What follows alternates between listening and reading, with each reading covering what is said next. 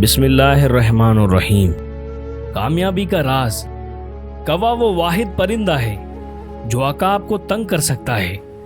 यह अकाब की पुश्त पर बैठ जाता है और अपनी चोंच से उसकी गर्दन पर काटता है, जबकि कौवे से ज्यादा ताकतवर अकाब कौवे का मुकाबला करने में अपनी ताकत और वक्त सर्फ नहीं करता, बल्कि वो अपने पर खोलता है और आसमान की तरफ ऊंची उड़ान भरना शुरू कर देता है। अकाब की परवाज जितनी बुलंद होती जाती है, कौवे की उड़ान उतनी ही मुश्किल हो जाती है और बिलाखिर वो ऑक्सीजन की कमी की वजह से गिर जाता है। आज से आप उन लोगों की वजह से परेशान होना छोड़ दें जो आपकी पीठ पीछे बातें करते हैं। आपकी परवाज के सामने आसमान खुला हुआ है।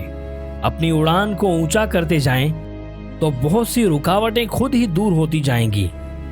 अपनी ताकत अकाब की मानिंद मुस्बत कामों में सर्फ करें। अपनी परवाज की कुव्वत को जान लीजिए। यही कामयाबी का राज है।